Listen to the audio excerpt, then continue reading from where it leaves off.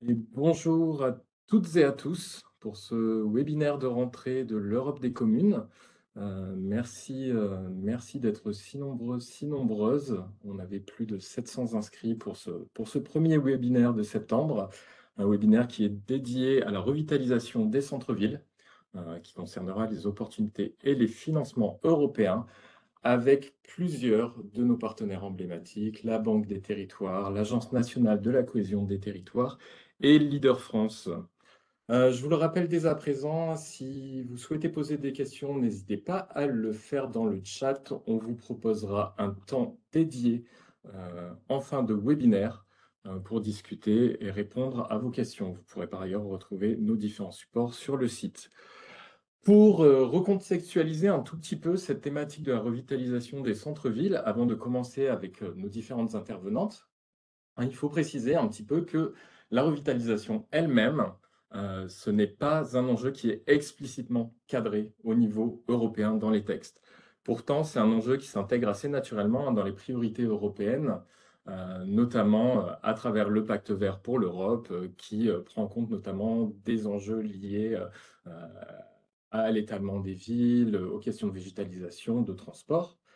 C'est un enjeu aussi qu'on va retrouver de manière assez naturelle dans la politique de cohésion, dans la politique agricole commune, mais aussi dans d'autres dynamiques telles que l'agenda urbain européen, qui essaie de proposer un cadre entre les territoires, les collectivités, les États et les institutions sur les thématiques de la transition écologique, de l'inclusion et de la numérisation ou de la mobilité, ainsi que dans d'autres démarches. On pensera naturellement au New European Boss qui essaie de proposer une nouvelle démarche pour l'évolution des villes.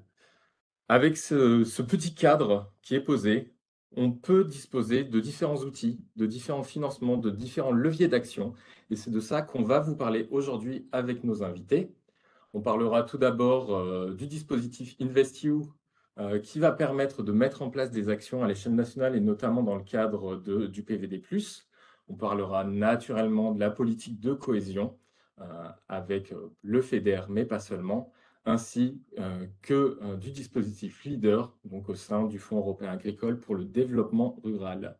Il y a d'autres outils qui existent bien entendu, qui sont un peu plus spécifiques. On pourrait penser à Urbact, on pourrait penser à des appels à projets spécifiques dans le cadre du New European BOS, de l'initiative urbaine européenne, mais on se concentrera sur ces trois grands outils aujourd'hui avec nos différentes invités. On aura donc Marie-Charlotte Cornet pour la Banque des territoires, qui nous parlera de la Banque des territoires et du dispositif PVD+. On aura ensuite les fonds européens pour la cohésion avec Marie Sergent. Un focus sur les opportunités du programme Leader avec Adeline Hamel de Leader France et nos questions du chat. Pour le petit rappel, vous pourrez bien entendu retrouver les différents supports sur notre site web. On vous repartagera le lien en fin de webinaire. Vous pourrez ensuite le recevoir pour les participants. Et sur ce, eh bien, je vous propose dès à présent de débuter sur le cœur de notre sujet et de parler de la Banque des territoires et du dispositif PVD+, avec Marie-Charlotte Cornet. Je vous laisse la parole. Bonjour à tous, merci beaucoup. Si vous m'entendez pas bien, dites-le moi, je mettrai un casque et un micro. Alors effectivement, moi je vais commencer un petit peu par ouvrir le bal en vous parlant du dispositif PVD+, qui est financé par l'Union par l'Union européenne et qui est opéré par la Banque des territoires, mis en place dans le cadre d'un programme de redynamisation qui s'appelle Petite Ville de demain. Voilà, donc on peut tout de suite aller dans la slide, sur la slide d'après. Et avant de rentrer vraiment dans le cœur du sujet de PVD+, quelques mots quand même sur le rôle de la Banque des territoires vis-à-vis de ces programmes de redynamisation, de revitalisation des centres-bourgs, qui sont des programmes nationaux. Donc pilotés par l'Agence nationale de cohésion des territoires, dont les deux plus, on va dire, connus, importants sont Action Cœur de Ville qui s'adresse aux villes moyennes, entre 20 000 et 5 000 habitants, et Petite Ville de demain pour les villes de moins de 20 000 habitants qui exercent des fonctions de centralité mais qui subissent des questions de divers degrés de fragilité, que ce soit au niveau socio-économique, avec des déclins démographiques, au niveau de la vacance commerciale. Voilà, il y a plusieurs symptômes. Et je vais vraiment vous parler plus de ce programme-là, Petite Ville de demain, puisque c'est dans ce cadre que ce dispositif PVD+ a été mis en place. Alors PVD, c'est un programme national qui a été lancé en 2020 pour une période de 6 ans qui va être reconduit. Donc, le prolongement a été annoncé par l'ex-premier ministre François Bayrou en juin 2025 et qui cible plus de 1600 communes. C'est un programme un peu systémique dont l'objectif global est d'améliorer la qualité de vie des habitants en accompagnant les élus locaux à se doter d'un projet global de revitalisation qui est formalisé dans le cadre d'une convention cadre valant opération de revitalisation du territoire, convention ORT, comme on dit. En fait, si vous voulez, à l'échelle des 1600 communes nationales, c'est près de 30 000, 35 000 actions qui sont recensées à l'échelle nationale pour redynamiser ces centres-villes fragilisés, des actions qui touchent à toutes sortes de thématiques, aussi bien l'habitat, l'aménagement des espaces publics, les mobilités, le développement économique. Et quand même dire que c'est un programme qui s'adresse à des communes majoritairement de profil rural, puisque plus de la moitié d'entre elles ont moins de 3500 habitants. Pas d'informations à ce stade sur la reconduction, sur les outils, les moyens de reconduction. Hein, on se cale aussi sur les informations de l'État. Je vois qu'il y a des questions en ce sens dans le fil. On va passer à la slide suivante. Alors, nous, notre rôle, Banque des territoires, par rapport à ce programme, c'est de mettre à disposition de ces petites villes beaucoup d'ingénierie, des moyens importants d'ingénierie, de l'ingénierie de projet, puisqu'on cofinance aux côtés de l'État, de l'Agence nationale d'amélioration de l'habitat, plus de 900 chefs de projet PVD qui sont au cœur de ces territoires. Et à date, on a cofinancé ou financé plus de 4700 études. Alors, c'est une ingénierie qui se veut vraiment opérationnel. Alors, on a bien évidemment fait de l'ingénierie stratégique au début pour penser ces projets de redynamisation, mais ensuite, très vite, on était sur l'ingénierie opérationnelle pour déployer des projets. Et aujourd'hui, c'est des projets qui se concrétisent à l'échelle des petites villes de demain, pour certains qui sont financés par la Banque des territoires. Et c'est des projets, voilà, vraiment qui contribuent, très divers, qui contribuent à renforcer les fonctions de centralité, comme la requalification de bâtis vacants, logements en commerce, la réhabilitation d'espaces publics, la création d'équipements et de services publics divers, donc maisons de santé, tiers-lieux, équipements sportifs culturels, tout ce qui est pôle d'échange multimodaux dans certains territoires également, des actions aussi sur la liaison 12. Donc, vous voyez, on est vraiment sur une pluralité d'actions. Pour autant, et c'est un sujet qui est récurrent, on s'aperçoit donc en 2025-5 ans, toujours après le lancement du programme, c'est qu'on a quand même plus du quart des actions, 28%, qui sont toujours à la recherche de financement. C'est quand même un gros stock d'actions au niveau national, ça représente près de 8000 actions au niveau national, et que le temps de maturation est très important entre la première ingénierie et la réalisation des actions, en moyenne 30 mois. Je vois qu'il y a du bruit, vous dites-le moi, sinon je mettrai mon casque. Donc, en fait, on s'est rendu compte qu'il y avait un petit trou dans la raquette dans l'ingénierie qu'on proposait, nous, Banque des territoires, avec les partenaires aussi proposaient, que ce soit NCT, CEREMA, etc., qui était l'aide à la recherche de financement. Et c'est là que l'Union européenne est intervenue à travers ce dispositif PVD+. Donc, je vous propose de passer à la slide suivante tout de suite. Voilà, après encore. Dispositif donc, qui a pu être mobilisé dans le cadre du programme InvestEU, dont l'objectif est vraiment de favoriser l'investissement dans les territoires. InvestEU qui a deux piliers. Un pilier fonds, via le fonds finalement, qui est mobilisé en tant que fonds de garantie. Et puis, un pilier assistance technique. C'est dans ce cadre de ce pilier-là que s'inscrit le dispositif, puisqu'il s'agit bien d'une assistance technique, donc d'une ingénierie, qui était donc lancée en octobre 2023 et qui est financée à hauteur de 5 millions d'euros par l'Union européenne. Je vous propose de passer à la slide suivante. Donc, l'idée, c'était bien de pallier le manque de défaut de connaissances et d'expertise pour accéder au financement et les mobiliser dans les petites villes.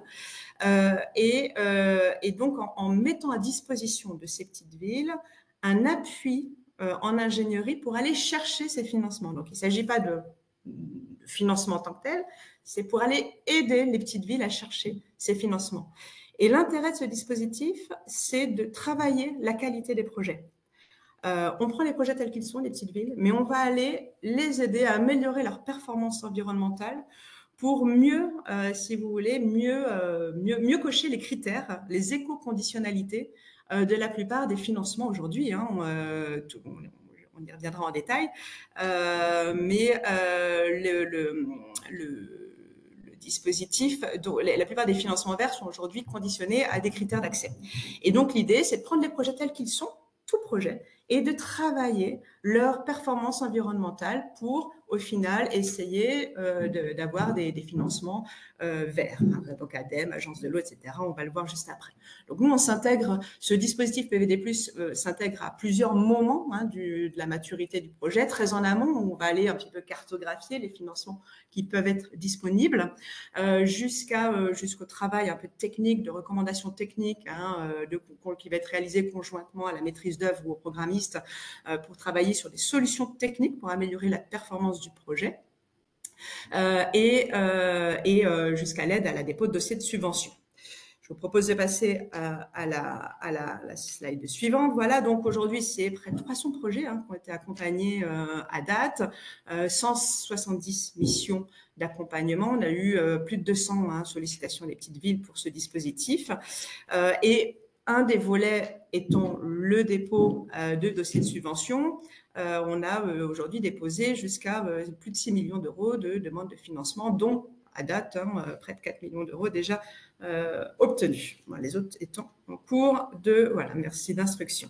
Alors, là, je trouvais intéressant de vous dire aussi, de vous faire un petit retour hein, d'expérience, puisque quand même, on a 2 ans c'est un dispositif qui est lancé depuis plus de 2 ans maintenant, enfin 2 ans. Et du coup, l'idée, c'était de se dire, de réfléchir à se demander quel type de projet a été accompagné, en tout cas sollicité ce dispositif. Eh bien, on voit qu'on est à plus de la moitié sur des projets de création, de réhabilitation ou de reconversion de bâtiments. Aussi bien les bâtiments administratifs, les bâtiments publics, hein, tout ce qui est, vous voyez les histogrammes, les barres jaunes, hein, donc scolaire aussi, logement, que tout ce qui est équipement, donc en bleu, où là, on va vraiment aller essayer de travailler, de pousser un peu la performance environnementale, mais pas que, l'inscription, le raccordement aussi aux liaisons douces, la question aussi de l'adaptation au changement climatique. Voilà, c'est tous ces volets qui vont être poussés, la question de la gestion de l'eau, j'y reviendrai après hein, en fin de présentation sur les différentes pistes qui sont challengées dans ces moments-là. On a également un gros tiers, hein, un petit tiers, pardon, 30% des projets qui sont des projets de requalification d'espace public, donc essentiellement tous les projets de désimperméabilisation et de végétalisation de places. On va accompagner, que PVD+, va accompagner pour essayer de vérifier aussi, pousser si nécessaire leur degré de performance environnementale et les aider à obtenir des financements verts. Alors, je vous propose de passer à la slide suivante. Donc, très rapidement, globalement, pour avoir un petit peu une logique, enfin, une vue d'ensemble sur les caractéristiques financières de ces projets, on est sur un coût moyen de 2,8 millions d'euros en termes d'investissement et un taux de subvention moyen demandé qui est de 39%. Alors, c'est pas si mal. Quand on voit, là je vois que l'Observatoire des intentions d'investissement sont sortis aujourd'hui, là, notamment par la Banque des Territoires, où on était sur un taux de subvention moyen qui était de 20%. Donc là, on est sur des projets quand même qui sont un peu boostés. Alors, c'est des subventions qui sont demandées. Est-ce qu'on va les avoir au final? On verra. Certains, là-dedans, c'est demandé et acquis, c'est tout compris. Hein, c'est pour montrer un peu le mix de financement global. Dans ces subventions, on voit que l'État est le premier financeur quand même avec 21%. Du mix global. Dans le reste à charge, là, on n'a pas le détail hein, sur ce qui est de l'autofinancement et du recours à la dette. C'est pas trop l'objet de cette présentation. Je vous propose qu'on aille dans la slide suivante pour faire un petit zoom sur les types de financement. Alors, ce qui est intéressant de voir, c'est que la plupart des villes ont ce qu'on appelle des financements réflexes. Les financements réflexes, c'est quoi? C'est le DETR, la DETR, la DSIL, le fonds vert, les financements départementaux, régionaux, hein, je dirais presque de droit commun, dont certains sont conditionnés quand même à des critères verts, hein, il faut le dire. Et la plupart des collectivités ont aussi bien identifié le FEDER dans leur recherche de financement. Et l'intérêt de PVD+, ça va être déjà de vérifier, de challenger un petit peu la possibilité effective d'aller chercher du FEDER, donc auprès des autorités de gestion respectives, et d'aller compléter le plan de financement en allant chercher des financements très, très ciblés. Et là, on va pouvoir passer à la slide d'après. Et ces financements ciblés, on voit qu'il y a une quinzaine de financements verts, en fait, vraiment, quand je dis financements verts, c'est des financements qui sont dédiés à la transition écologique, dont certains sont vraiment positionnés sur des niches. Hein. Je pense à Verré France, par exemple, qui va financer la mobilité électrique, par exemple, à la Fédération française des usagers de la bicyclette, qui va être sur le mobilier et les aménagements liés au vélo, bien évidemment. Écominéraux, on va être sur du recyclage de matériaux. Donc voilà, en fonction des caractéristiques et des solutions techniques qui vont être intégrées au projet, on va pouvoir aller chercher des financements très ciblés, dont le ticket d'entrée varie très fortement. Hein, il est de l'ordre de 130 000 euros, mais il varie entre 15 000 et jusqu'à plus de 200 000 euros pour tout ce qui est fonds vert, fonds friche, mais surtout le fonds friche, hein, qui va aller vraiment là s'adresser à des opérations très lourdes, hein, de réhabilitation de friches. Pour autant, ce n'est pas négligeable. Ces fonds verts, là, ces financements verts représentent 27%, plus du quart donc, du mix de subventions identifiées. Et alors, pour conclure, terminer, parce que j'essaie de rester dans le temps qui m'est imparti, je trouvais intéressant de rappeler quelques axes d'amélioration technique des projets qui permettent justement d'aller chercher des financements verts, des financements ciblés. On a identifié 6 grandes familles d'axes sur lesquels il faut travailler le projet, le verdir, entre guillemets, pour aller chercher des financements ciblés, qui sont d'une part la gestion de l'eau, tout ce qui est travail d'infiltration, récupération d'eau, la prise en compte de la biodiversité. Alors, il y a plusieurs exemples qui sont indiqués dans la slide, vous les verrez bien évidemment à tête reposée lorsque le support vous sera envoyé. La végétalisation, la performance énergétique, c'est assez classique, on y pense de manière tout à fait classique lorsqu'on s'adresse à des projets de bâtiments. La promotion des mobilités décarbonées et le choix des matériaux, qui est assez peu encore utilisé jusqu'à présent. Voilà, donc vous avez toute une série d'exemples. Je vais terminer par la dernière slide pour vous rappeler quelques liens utiles sur ce dispositif qui fait l'objet donc qui est vraiment ciblé sur les communes labellisées Petites Villes de demain. Hein. Et puisque là, je regarde en même temps les questions. Donc, PVD+, on peut le mobiliser à date jusqu'à la fin 2026. Et on va probablement, tout comme, puisque le programme va être conduit, l'étendre sur après 2026. Mais je ne peux malheureusement pas encore vous donner plus de détails à date. Voilà. Et puis, plein d'autres questions. Je pense qu'on y répondra en fin de programme, en fin de présentation, je suppose, Tanguy. Je vous laisse peut-être reprendre la parole pour la suite des interventions. Merci beaucoup, c'était très intéressant, c'était très clair. Il y a effectivement beaucoup de questions que je vous ai compilées pour qu'on puisse répondre à l'essentiel. En fin de webinaire, il y avait quelques questions sur des aspects très spécifiques. Hein, je pense notamment aux friches. On vous a mis le lien puisqu'on a fait ensemble justement un webinaire assez récemment sur ce domaine spécifique. Et pour les autres aspects, on essaie de vous répondre de manière assez efficace en fin de webinaire. Tout d'abord, ce que nous vous proposons, c'est de passer à la mobilisation des fonds européens pour la cohésion. Ce sera avec Marie Sergent. Et pour éviter de trop dépasser et laisser le temps aux questions, eh bien, je vous laisse prendre la parole dès à présent. Et merci encore. Merci beaucoup, Tanguy. Donc, je vais vous parler de la politique de cohésion et des fonds européens derrière la politique de cohésion. Et tout d'abord, en introduction, qu'est-ce que la politique de cohésion européenne? C'est la politique qui vise principalement à réduire les inégalités de territoire au sein des régions de l'Union. Donc, elle vise à réduire les inégalités de richesse, les inégalités sociales, économiques et effectivement entre les territoires. C'est le deuxième poste de dépense après la PAC, donc c'est une politique très ambitieuse qui est historique au sein de l'Union. La politique de cohésion en France. Vous avez ici une petite infographie qui résume un petit peu la politique de cohésion en France. C'est 18 milliards d'euros. Cette politique, elle est mise en œuvre au travers de 3 fonds. Le premier, c'est le FEDER, qui est le plus important, avec 9 milliards d'euros. On peut y ajouter les fonds pour la coopération, donc c'est le programme Interreg. On a 1 milliard qui est dédié aux opérations transfrontalières, interrégionales, transnationales. Ensuite, on va trouver le FSE+. Là, il s'agit du Fonds social européen qui va venir soutenir les investissements dans le capital humain, la formation professionnelle, etc.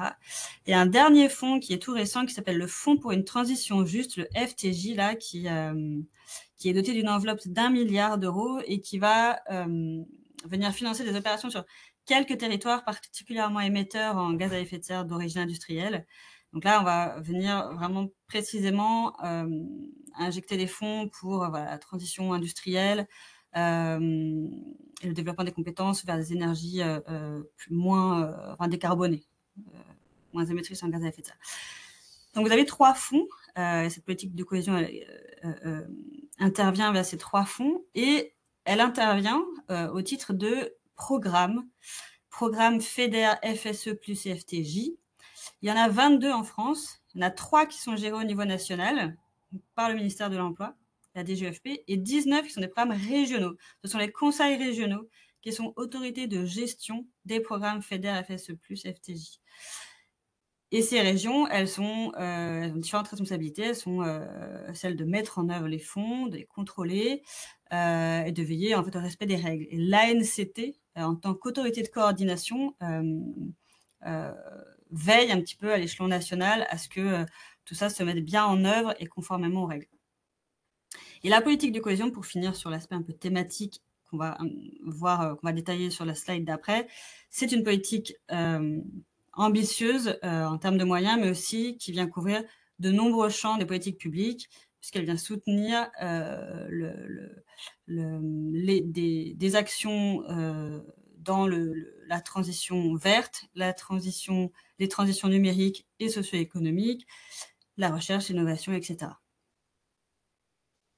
Si on passe à la slide d'après, si on zoome un petit peu plus sur les thématiques, et là on va pouvoir être un peu plus précis, une partie des fonds donc est dédiée aux opérations vers l'inclusion, l'insertion, etc.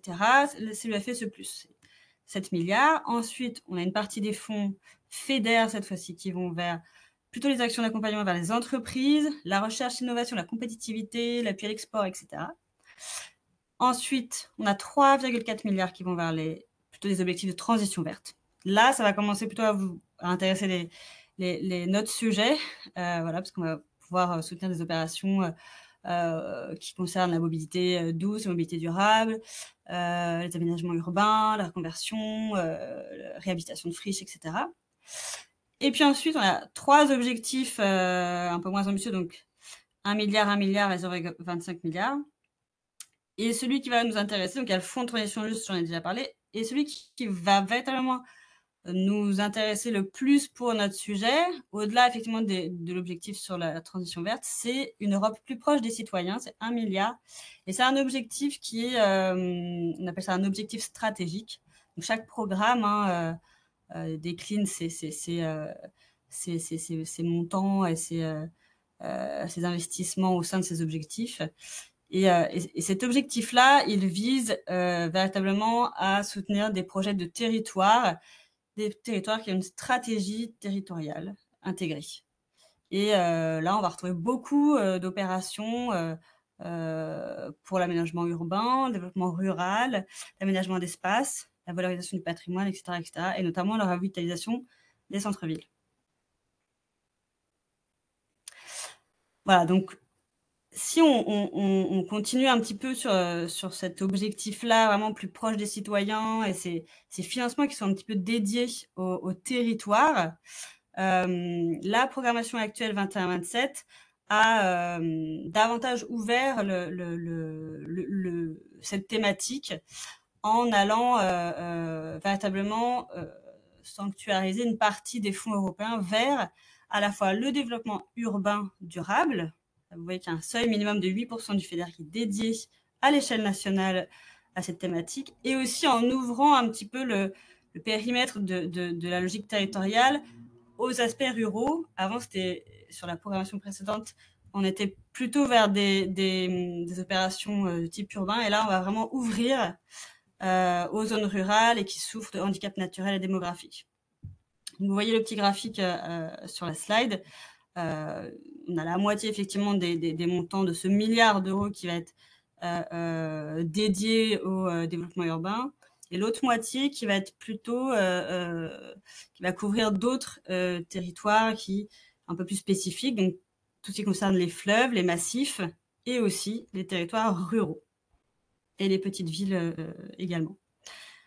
Donc cet objectif-là, l'objectif Une Europe plus proche des citoyens, il est spécifique et il est intéressant pour de nombreuses communes et de petites villes parce qu'il est mis en œuvre dans certaines régions, pas toutes, mais certaines qui véritablement vont jouer le jeu de la territorialisation en contractualisant avec des organismes intermédiaires ou des EPCI, par exemple, des structures qui vont venir présenter une stratégie sur plusieurs années, une stratégie territoriale, et la région va leur donner une enveloppe, du coup, au regard de cette stratégie, à mettre en œuvre sur leur territoire.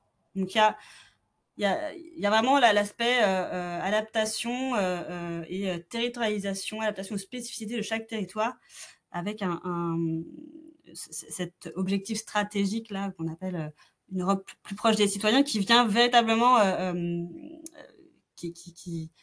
on peut dire qui est le sens premier de la politique de cohésion. Voilà. Donc là, sur ces sujets-là, vous pouvez avoir des PETR, par exemple, qui vont conventionner avec la région et qui vont avoir une petite enveloppe sur plusieurs années et qui vont financer de différentes opérations, mais qui seront bien évidemment en cohérence avec la stratégie qui aura été présentée à la région. Donc, vous avez ici à l'écran les 8 domaines d'intervention sur lesquels ces financements peuvent aller. Donc, l'aménagement des espaces, les services de proximité, le tourisme et le patrimoine, la mobilité, la biodiversité, l'environnement, l'accompagnement des entreprises, la compétitivité, la santé et le social. Donc, c'est très large. Et chaque territoire, chaque stratégie va plus ou moins mettre l'accent sur tel ou tel sujet. Et donc, j'ai différencié quand c'était intéressant le volet urbain du volet rural. Parfois, c'était pas nécessaire. Voilà, c'est plus ou moins la même chose, mais on peut avoir des petites spécificités.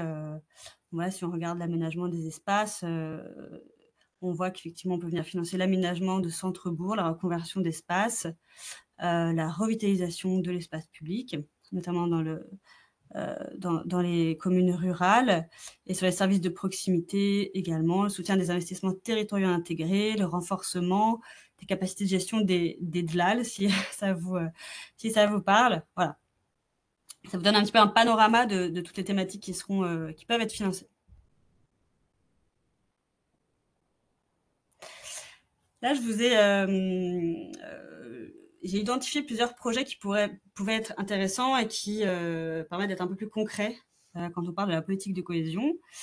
Ce sont des projets qui sont financés dans le cadre de la programmation 21-27. Et si on regarde la thématique de la requalification et l'aménagement de bourgs de petites villes, vous avez 2 exemples à l'écran.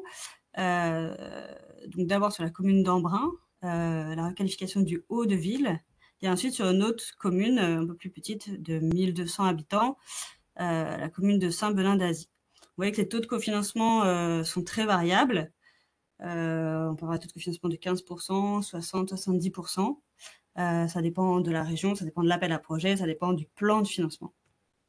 Et là, dans ces 2 projets-là, on a à la fois la réappropriation de l'espace public par la réduction de la place dédiée à la voiture, et dans l'autre cas, plutôt l'aménagement pour rendre un peu plus esthétique les places de stationnement et tout le cœur de bourg, et faire en sorte qu'il n'y ait plus de confusion entre les différents usages. Voilà. Je donne deux exemples. Si on passe à la slide d'après, cette fois-ci, des projets plutôt d'aménagement pour des villes moyennes. Donc la première, la commune de Florange. Là, vous avez un projet, vous voyez, avec un montant fédéral qui est assez faible au regard du plan de financement. Et là, ici, l'idée, évidemment, c'était de revaloriser l'image du quartier du centre-ville de Florange et d'offrir un équipement qui est structurant, plutôt sur un projet culturel. Voilà. Et le deuxième projet, celui-ci, il est mis en œuvre dans le cadre du dispositif Action Cœur de Ville. Donc là, évidemment, ça peut tout à fait se cumuler dans la ville d'Alençon. Et il s'agissait donc de l'aménagement d'un pôle d'échange multimodal à la gare. Voilà, ça, c'était un projet, vous voyez, qui a été financé dans le cadre de la programmation précédente. Il y a une continuité entre les différentes programmations. Si on regarde un petit peu plus les sujets de transition verte et l'adaptation au changement climatique, on trouve des projets autour de la création d'îlots de fraîcheur en ville. Donc là, il s'agissait d'un projet de démolition d'immeubles pour ensuite aménager un îlot de fraîcheur en centre-ville, dans la commune de Clamecy. Là aussi, c'est une petite commune, un peu plus de 3000 habitants. Et la subvention, là, portait sur la démolition, mais avec l'objectif derrière de créer un îlot de fraîcheur avec végétalisation, voilà, espace de détente aménagé. Si on regarde voilà, les derniers exemples, cette fois-ci sur les infrastructures publiques. Donc le premier exemple, là, il vise à financer les équipements sportifs dans la commune de Val-de-Velle. Là aussi, c'est une toute petite commune, vous voyez, mais le projet est assez ambitieux avec la construction d'un équipement sportif, d'un gymnase. Voilà. Et le deuxième projet, là, plutôt sur la construction d'une maison de quartier pour voilà, permettre aux habitants et aux acteurs associatifs de se rencontrer et d'organiser leurs activités. Là, vous voyez, le montant aussi est assez important. Donc, on peut avoir vraiment des très petites communes qui montent des dossiers et on a aussi des tout petits projets. On peut trouver dans les bénéficiaires de la politique de cohésion des projets voilà, très, très limités, en tout cas en termes de montant, des petits projets. On peut les appeler comme ça. Et enfin, donc dernier exemple, sur la réhabilitation de logements. C'est une thématique véritablement qu'on va retrouver dans toutes les régions. Et le financement en fait de logements sociaux notamment. Là, il s'agissait donc de réhabiliter 52 logements collectifs et individuels sur la commune d'Héricourt. Le porteur est public. Et dans le deuxième exemple, le porteur est privé. Et là, il s'agit aussi de réhabilitation énergétique de logements voilà, dans la commune d'Adincourt. Et il s'agissait de réhabiliter 32 logements. Et enfin, pour terminer, si on regarde les aspects plus pratico-pratiques pour mobiliser ces fonds, il faut se retourner donc vers le conseil régional.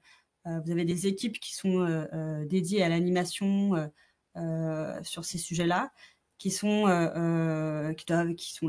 présentes pour répondre aux questions, et des équipes qui instruisent les dossiers, qui conventionnent et qui échangent ensuite avec les porteurs de projets jusqu'au contrôle, voire même aux audits. Vous voyez, le cycle de vie d'un projet, on passe par beaucoup d'étapes et certaines étapes qui prennent beaucoup de temps.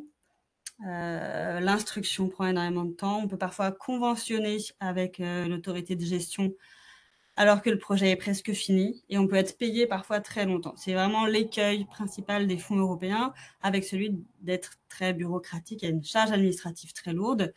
Il faut évidemment conserver les pièces et ce, bien après la fin du projet. Donc, c'est très lourd, il y a beaucoup de contraintes et voilà, qu'on a rapidement évoquées dans la slide, les aides d'État, les règles de mise en concurrence, etc. Ça nécessite parfois un temps plein s'il y a un très gros projet, une très grosse demande de subvention. Mais vous pouvez avoir des dossiers qui passent et avec des montants, parfois d'aide très intéressants pour le territoire. Donc, il ne faut pas hésiter. Dans la slide d'après, vous avez tous les contacts. Il ne faut pas hésiter voilà, à leur écrire pour si vous avez une idée de projet, pour n'importe quoi, et d'aller sur le site internet de la région pour regarder si il y aurait d'éventuels appels à projets qui seraient ouverts, si c'est du fil de l'eau, etc., etc. Voilà. Merci énormément, Marie, pour cette présentation. Cette dernière slide tombe en plus à la perfection, puisqu'on avait quelques questions dans le chat sur les spécificités régionales. Donc, on ne peut que vous inviter à prendre contact avec ces liens qui sont partagés et qui seront dans les slides qui seront présentés par la suite. Quelques questions encore hein, qu'on va pouvoir prendre à la suite. Mais tout d'abord, notre dernière intervention. Et là, on sera sur le programme Leader. Ce sera Adeline Hamel. Je vous laisse la parole. Merci. Donc, je vais tout d'abord commencer par vous présenter la fédération, donc Leader France, qui a été créée en 1997 à l'initiative des territoires ruraux. Donc, Leader France est membre de nombreuses instances nationales et européennes et c'est un partenaire reconnu qui intervient notamment pour relayer les difficultés des territoires leaders, mais aussi pour valoriser leur réussite. Donc, l'ambition de Leader France est de promouvoir le programme Leader et d'être le porte-parole des groupes d'action locale français. Et pour cela, on a une ambition qui se décline en 4 objectifs. La première, c'est la mise en réseau, donc créer un réseau national fort et impliqué autour du programme Leader, en travaillant du coup à la mise en réseau de tous les acteurs impliqués dans le programme européen Leader. Un objectif également de défense et de représentation où on défend la place du développement rural et du programme Leader au sein de la politique de cohésion de l'Union européenne. Donc Leader France représente les groupes d'action locale au sein des instances nationales et européennes. On a également un objectif de former et d'informer. Donc, dans le but d'accompagner les groupes d'action locale, Leader France propose des actions de formation, mais aussi d'information, et également des supports de communication à destination des groupes d'action locale français. Et une dernière réaction qui est de valoriser les réussites du programme Leader et d'égal tout au long des différentes périodes de programmation, en relayant notamment les bonnes pratiques au sein des diverses publications, au sein de visites officielles, mais aussi d'événements. Et sur la slide suivante, je vais pouvoir vous présenter un peu plus en détail le programme Leader. Donc, il y a un programme de développement rural développé pour soutenir les zones rurales d'Europe. Et son acronyme, du coup, signifie liaison entre actions de développement de l'économie rurale. Donc, l'approche Leader a été initiée en 1991 par la Commission européenne pour répondre aux enjeux liés aux territoires ruraux.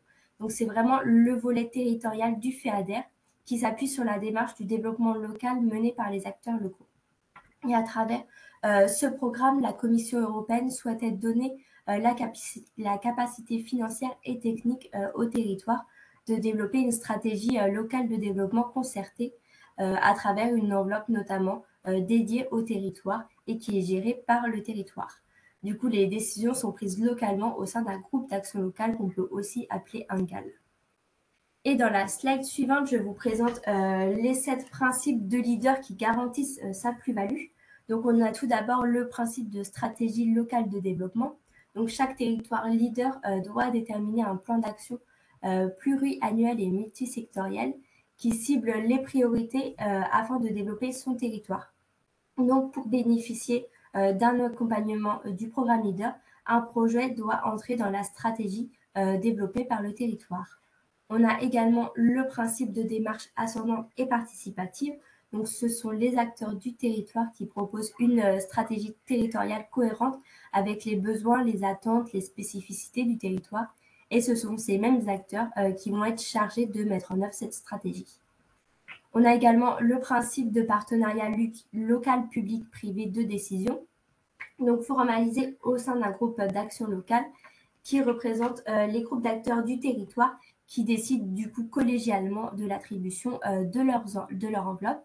Donc, un GAL doit associer des partenaires publics, mais aussi des partenaires privés et de la société civile pour être bien équilibré et représentatif de son territoire et de ses différents groupes d'intérêt. On a également le principe de soutien à l'innovation. Du coup, le concept d'innovation, là, s'applique aux actions, mais aussi aux types d'activités soutenues par le programme Leader, aux produits ou aux services qu'ils sont développés et aussi à la manière d'agir. Donc, chaque territoire doit apporter de nouveaux éléments et solutions au développement de son territoire. Donc, Leader, là, doit permettre au territoire d'expérimenter au-delà des lignes de financement plus classiques qui peuvent être proposées.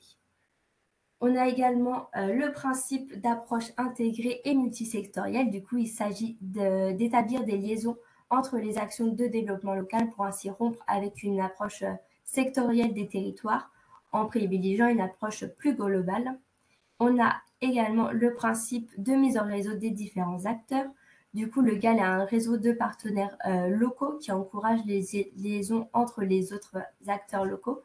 Du coup, les acteurs s'impliquent ensemble pour diffuser et pour partager leurs connaissances, leurs bonnes pratiques, leurs innovations, leurs idées, mais aussi leurs informations et pour accompagner les porteurs de projets. Et le dernier principe leader est celui de la coopération avec les autres territoires ruraux. Donc, la coopération peut être interterritoriale ou internationale et elle va bien plus loin que le simple travail de mise en réseau où elle encourage là les groupes d'action locale à travailler avec d'autres territoires ruraux pour entreprendre un projet commun. Et cette coopération doit permettre aux territoires de tenir compte et de tirer parti de leurs spécificités en introduisant de nouvelles perspectives. Alors, sur la diapo suivante, je vous présente un petit peu les territoires leaders en France pour cette nouvelle programmation 2023-2027. Du coup, on en compte 308 groupes d'action locale en France métropolitaine, mais aussi en France d'outre-mer, ce qui représente près de 28 000 communes et un peu plus de 29 millions d'habitants. Donc, au fur et à mesure des programmations, le nombre de communes et le nombre d'habitants représentés par le programme Leader continue d'augmenter. Sur la diapo suivante, je vous présente un petit peu plus en détail ce qu'est un groupe d'action locale. Du coup, je vous le disais un peu plus tôt, c'est un ensemble de partenaires socio-économiques installés au sein d'un même territoire rural. Et du coup, un groupe d'action locale est formalisé sous la forme d'un partenariat public-privé entre les acteurs dynamiques du territoire et c'est lui qui va recevoir et gérer l'enveloppe financière qui lui sera attribuée, qui va la distribuer par la suite aux porteurs de projets lors des comités de programmation. Donc, c'est également lui qui établit la stratégie spécifique aux besoins de son territoire. Et chaque groupe d'action locale dispose d'une personne dédiée à l'animation et à l'accompagnement des porteurs de projets. Et c'est vraiment là la plus-value du programme Leader. C'est une présence sur chaque territoire rural pour accompagner, pour orienter et pour guider les porteurs de projets dans l'univers des fonds européens. Parce que les animateurs leaders peuvent vous accompagner sur le programme Leader, mais ils peuvent également vous orienter vers les autres fonds européens si votre projet ne correspond pas au programme Leader.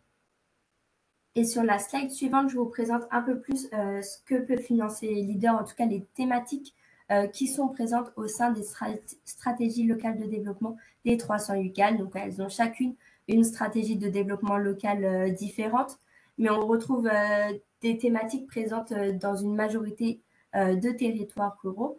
Donc, on peut avoir des projets sur les thématiques du maintien et du développement des services publics, de la promotion des circuits courts, du tourisme, de la revitalisation des centres-bourgs, mais d'autres thématiques encore. Et alors, pour être éligible au programme Leader, il y a quand même quelques petites conditions. La première, c'est d'avoir un cofinancement public. Le projet doit également respecter les règles en lien avec le programme Leader, mais aussi en lien avec son projet, le cadre juridique, la réglementation. Le projet doit également être sur un territoire Leader. Donc, pour trouver son territoire Leader, on peut notamment aller sur le site de Leader France, où on a une carte interactive qui recense les 308 territoires Leader pour cette programmation. Du coup, en fonction de votre commune, vous pouvez trouver votre groupe d'action local référent. Et la dernière condition, c'est que son projet doit être en lien avec la stratégie locale développée par le groupe d'action locale. Et sur la slide suivante, alors je vous présente dans les grandes lignes le circuit de gestion d'un programme Leader. Donc, on a tout d'abord une rencontre entre le groupe d'action locale et le porteur de projet pour échanger notamment sur la possibilité de subventionner le projet ou non par Leader. Voir les opérations qui sont finançables ou non et si le projet ne s'inscrit pas, enfin n'est pas éligible en tout cas à Leader, l'animateur pourra alors à ce moment-là orienter le projet vers d'autres dispositifs plus adéquats. On a par la suite un échange entre l'autorité de gestion déléguée et le groupe d'action locale pour compléter les documents et permettre ainsi l'inscription du projet en comité de programmation. On a ensuite le premier passage en comité de programmation et c'est suite à ce comité de programmation, si le projet reçoit un avis favorable, on va à ce moment-là lancer l'écriture du dossier de demande de subvention et on aura ensuite les étapes du conventionnement et puis le dossier de demande de paiement qui sera suivi par le contrôle du service paie et enfin le paiement. Dans la slide suivante, je vous présente un petit peu les dépenses qui sont éligibles dans le cadre de Leader. Du coup, on a toutes les dépenses liées à la rémunération directement rattachée à l'opération, donc ce qui concerne les frais de personnel, les gratifications, les coûts indirects de structure dédiées à l'opération.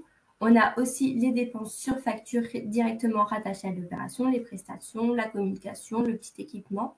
Et on a aussi d'autres dépenses un peu diverses qui sont supportées par le bénéficiaire dans le cadre de son projet. Dans les dépenses non éligibles, on a tout ce qui est amendes, pénalités, frais de justice, de contentieux. On a également les dotations ou provisions, les charges financières, ainsi que les charges exceptionnelles et les frais bancaires. On a également les dotations aux amortissements, les dépréciations, les provisions et les engagements. Également les dividendes, les frais liés aux accords amiables et les intérêts moratoires, mais aussi les frais de notaire, de douane et de matériel importé. Et dans mes 3 dernières slides, je vous présente quelques projets en lien avec la revitalisation des centres-villes. Du coup, on a ici un projet porté par l'association La Roue qui tourne et la commune de Laurabec, donc qui représente un budget global de plus de 180 000 euros, dont 88 000 euros de Leader qui visait là à promouvoir les mobilités douces et à renforcer l'accessibilité aux emplois et aux services pour les habitants. Donc, tout en développant à la fois une offre attractive pour les visiteurs. L'action phare ici de ce projet était la mise en place d'un service de location de véhicules écologiques, donc géré en partenariat avec l'association La Roue qui tourne. Sur la slide suivante, on a un projet de développement d'une offre de soins connectés qui a été développé par la commune de Saint-Martin-Ouest, du coup pour un budget de 49 000 euros et plus de 29 000 euros de Leader. Du coup, l'objectif de ce projet était de faciliter l'accès aux soins en proposant une solution de santé connectée et adaptée aux besoins des habitants et aux nouvelles pratiques médicales aussi, tout en maintenant un accompagnement humain de proximité. Et donc, on avait là 2 actions phares. La première, l'installation d'une borne de consultation au sein d'une maison médicale. Et la seconde, la mise en place d'un accompagnement personnalisé sur mesure, enfin assuré par une coordinatrice de santé. Et le dernier projet que j'ai à vous présenter, c'est un projet, un tiers-lieu, donc porté par la commune d'Argence-Minervois. Du coup, c'est un projet de création d'un tiers-lieu Lopidum pour un budget global de 86 000 euros, dont plus de 14 000 euros de Leader. Et ce projet a pour ambition d'offrir aux professionnels un espace de coworking partagé en milieu rural afin de favoriser la mutualisation des moyens, l'émergence de synergies, la constitution d'un réseau local dynamique. Et je crois que j'ai fait le tour de ma présentation. Bien, merci beaucoup pour ces nombreux exemples et la présentation sur le Leader. On a eu pas mal de questions dans le chat. Alors, une question qui revient sans cesse à laquelle je me dois de répondre. Est-ce qu'il sera possible d'obtenir les slides? Bien entendu, on vous les mettra en ligne sur notre site par la suite. Dans quelques semaines, ce sera aussi envoyé, l'information sera envoyée aux participants du webinaire. Je vous propose de revenir un petit peu en arrière, de sélectionner quelques-unes des questions qui ont été posées. Il y en a pas mal, donc peut-être qu'on n'aura pas l'occasion de répondre à tout aujourd'hui, mais au moins on s'efforcera de le faire à l'écrit par la suite. Je vois dans les questions sur le Leader une question qui sera plus pour Adeline, sur l'éligibilité des dépenses d'investissement. Exemple, la rénovation, la voirie dans le fonds Leader. Est-ce qu'il est donc possible ces dépenses sont-elles éligibles? Oui, alors on a des projets Leader effectivement de rénovation de bâtiments parce qu'on peut avoir aussi la thématique de transition énergétique et environnementale qui est assez présente au sein des groupes d'action locale. Du coup, c'est oui des dépenses qui peuvent être éligibles à Leader. Super, je vous remercie. Quelques questions générales aussi qui ont été posées sur les questions d'éligibilité, de cumul des différents fonds. Alors, par défaut, sur une même action, on rappellera que la règle de l'interdiction du double financement signifie qu'on va essayer d'éviter de mobiliser plusieurs fonds européens sur exactement la même action. Sur les règles d'éligibilité des différents appels aussi, il est possible de trouver de nombreuses informations puisque ça peut être spécifique en fonction des appels ou des types de financement. On a eu aussi des questions sur des types de financement spécifiques, notamment sur la restauration du patrimoine religieux, bâti ancien, les lieux de culte, en complément des financements locaux. On avait eu plutôt sur les friches. On vous renverra, si vous le souhaitez, les différents articles, les différents webinaires qu'on a organisés sur des thématiques similaires, puisque vous pourrez y trouver des réponses plus complètes que celles qu'on pourra formuler dans les quelques minutes restantes pour ce webinaire. Mais je vous propose néanmoins de passer sur les autres aspects thématiques.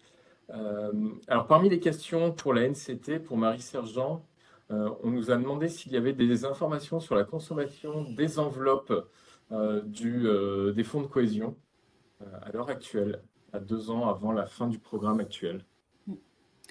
Oui, alors j'ai pas les données les plus récentes. Je devrais les avoir la fin août, mais je peux vous donner en tout cas celle au 31 mars. Ça date un petit peu. On était à un taux de programmation FEDER, FSE, FTJ tout compris de 41% pour la France, et la moyenne UE elle était à 42%. Donc on est juste en dessous. Enfin, on est dans la moyenne. Il y a un retard important de certaines régions avec des écarts importants en termes de programmation, certaines clôturent des mesures et elles ont engagé une très très grande majorité des fonds. Et d'autres ont pris parfois un retard important, notamment au démarrage. Donc c'est variable d'une région à l'autre.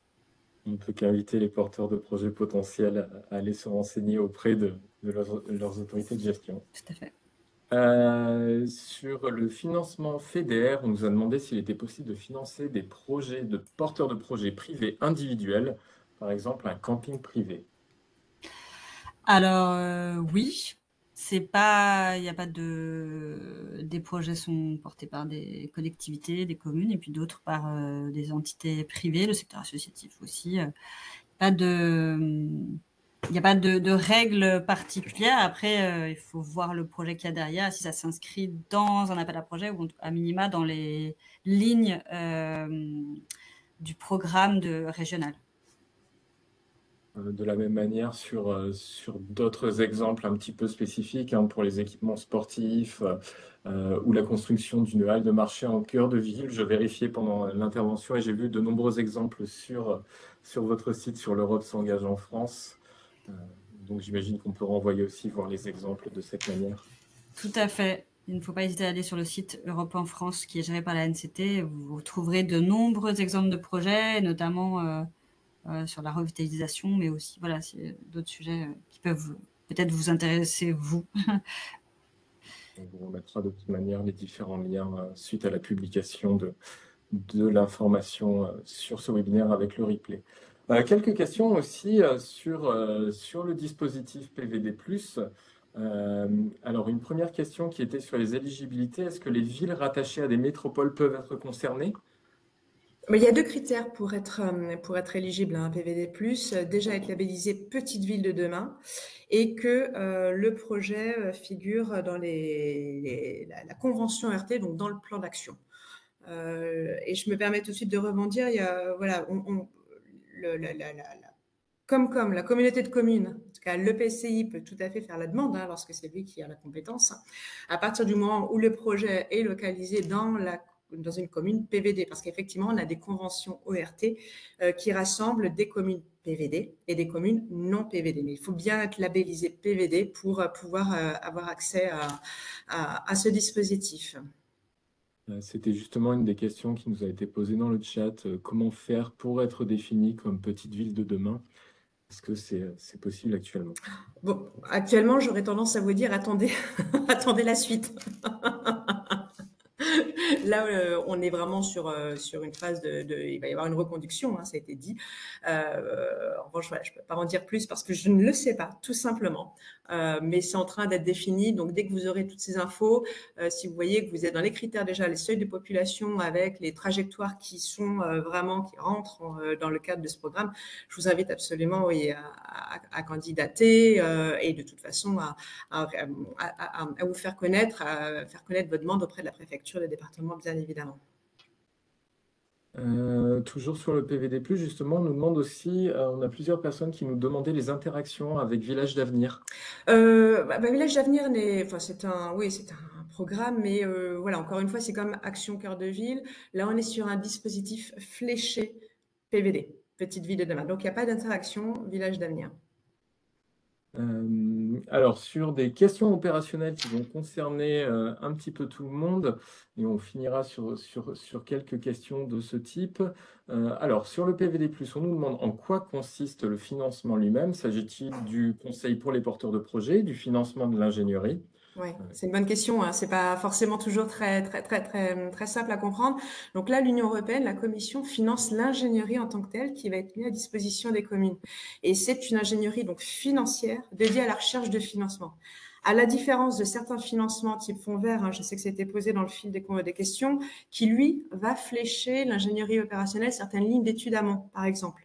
Là, PVD+, on va vous accompagner justement pour connaître les règles d'éligibilité, les enveloppes disponibles, les critères d'accès, les dépenses éligibles, vous aider à faire tout cet argumentaire pour que votre projet, grosso modo, remonte en haut de la pile et pour vous aider à maximiser votre chance d'accès, de capter tous ces financements verts. Voilà. Alors, je passe sur un tout autre dispositif, mais on a une question sur l'opérationnel dans le cadre des financements du FEDER. Est-ce qu'il est possible que les travaux aient déjà commencé avant l'octroi de l'aide? J'ai vu que cette question se posait sur différents types de financement. À ma connaissance, j'aurais tendance à dire pour chacune d'entre vous qu'il faut que les conventions soient signées avant qu'il y ait les aspects mobilisables, mais j'imagine qu'il y a peut-être des exceptions sur certains dispositifs. Alors, bon, du coup, vu qu'il y a un blanc, je rebondis parce que c'est peut-être un peu en lien, plus ou moins direct. Quelqu'un posait la question, lorsque le projet est bouclé, est-ce qu'on peut utiliser PVD+? Ça dépend ce qu'on entend bouclé. Je suppose que le projet n'est pas encore démarré, mais les études sont bouclées. Et si le projet est d'ailleurs déjà vertueux, ce qui arrive souvent, et heureusement, tant mieux, là, PVD+, va vous aider peut vous aider à vérifier la complétude du tour de table financier et vérifier que, voilà, on ne peut pas vous aider à trouver des financements bien ciblés et toujours cette aide aussi au dossier de demande des subventions. Mais voilà, c'est peut-être un petit peu à la marge de votre question, Tanguy. On a eu pas mal de questions là-dessus, hein. Je pense que le plus simple sera aussi de prendre le temps de pouvoir répondre spécifiquement puisqu'on a différents enjeux qui sont évoqués en fonction des personnes qui posent les questions. Je vois encore beaucoup de questions sur des aspects thématiques assez précis. Je vous propose que ceux-ci trouvent des réponses avec des liens directement quand on fera la FAQ, avec justement autant que possible des réponses aux différentes questions.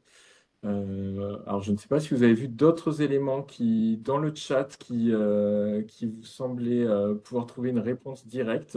J'ai la sensation d'avoir fait un petit peu le tour, même si je vois que plusieurs personnes nous ont demandé si, pour ce qui concerne le PVD+, les communes de certaines régions, là je vois notamment en région Nouvelle-Aquitaine, ne seraient pas éligibles. Oui, j'étais étonnée. Oui, j'ai vu ça, Occitanie ou Nouvelle-Aquitaine. Je ne savais pas si ça s'adressait à PVD+. Non, non, bien sûr qu'il n'y a pas de préférence régionale à partir du moment, encore une fois, où vous êtes labellisé PVD+. Il y avait, si je peux me permettre, il y a une petite question que je trouvais intéressante. Quelqu'un qui a dit, voilà, est-ce que suite à l'amélioration des projets, donc via PVD+, est-ce que le coût de leur mise en œuvre est réestimé?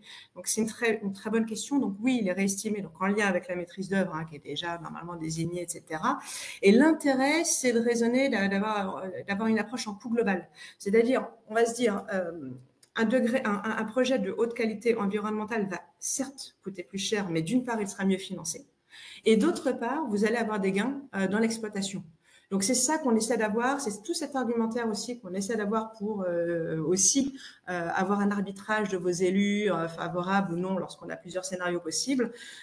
Et c'est cette approche coût global qui est encore assez peu développée par manque d'ingénierie intrinsèque dans les petites communes. Voilà. Donc, c'est aussi ça l'intérêt PVD+, c'est de vous donner du coup du temps humain, en fait, le cerveau disponible, comme dirait l'autre, dans vos petites communes. Voilà, pour toutes ces choses qui ne sont pas très, très évidentes de prime abord. Merci beaucoup.